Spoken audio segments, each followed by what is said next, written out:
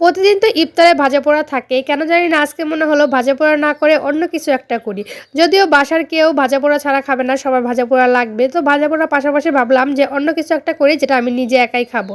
তো যাই হোক যেই কথায় সেই কাজ, চলে আসলাম রান্নাঘরে রান্না করার জন্য। তো আপনাদেরও কি এরকম হয় ইফতারে একই রকম খাবার খেতে, খেতে আর ভালো লাগে না? তাই আমার মতো ভিন্ন, ভিন্ন রকম ট্রাই করেন। হ্যালো এভরিওয়ান, আসসালামু আলাইকুম।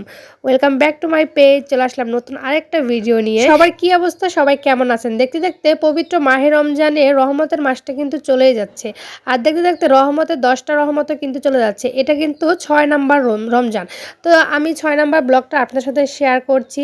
আজকে কিন্তু আমি ভাজাপোড়া করব, পাশাপাশি আমার জন্য অন্য কিছু একটা করব। কি করব সেটা সবাই হয়তোবা এতক্ষণে বুঝতেই পেরেছেন। আমি আজকে রুটি করব আর আলু ভাজি করব। কেন জানি না প্রতিদিন ভাজাপোড়া খেতে, খেতে আমার এখনই বিরক্ত লেগে গেছে।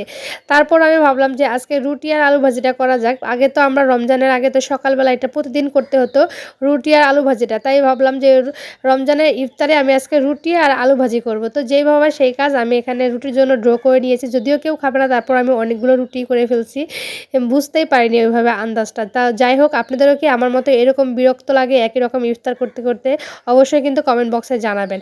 তো আপনাদের রহমতের মাসটা কেমন যাচ্ছে তারাও কিন্তু অবশ্যই, অবশ্যই কমেন্ট করে জানাবেন। যারা নতুন আছেন, একদমই ফ্রেশ নতুন, তারা কিন্তু অবশ্যই আমার ভিডিওতে একটা কমেন্ট করে যাবেন।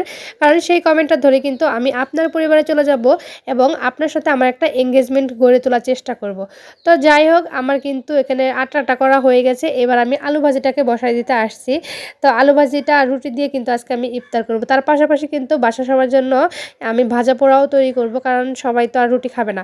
তো আপনারা কিন্তু আমার রমজানের ব্লগগুলো অনেক বেশি পছন্দ করছেন, তার জন্য অনেক, অনেক ধন্যবাদ। আপনারা যদি এইভাবে আমাকে ভালোবাসেন তাহলে আমি কিন্তু আপনাদের সাথে নিত্য নতুন ব্লগ শেয়ার করতে অনেক বেশি ইন্সপায়ার হব বা আগ্রহ হব। এই রমজানে আমি যেরকম একটা উদ্যোগ নিয়েছি, সেটা হলো যেমন প্রতিদিন একটা করে বড় ভিডিও আপলোড করা। আপনারা চাইলেও কিন্তু এরকম বড় একটা ভিডিও প্রতিদিন আপলোড করতে পারেন। তাহলে কিন্তু আপনার পেজের জন্য অনেক বেশি ভালো হবে। কারণ বড় ভিডিও সচরাচর আমরা কিন্তু রেগুলার আপলোড করি না। এই রমজানের উপলক্ষে যদি রেগুলার রান্নাবান্না তো হচ্ছেই, তো আমরা যদি একটা বড় ভিডিও আপলোড করি তাহলে কিন্তু আমাদের পেজের জন্য অনেক বেশি ভালো এবং আমাদের পেজটা অনেক বেশি গ্রো করবে। ফেসবুক আমাদেরকে রেগুলার অ্যাক্টিভ মনে করবে।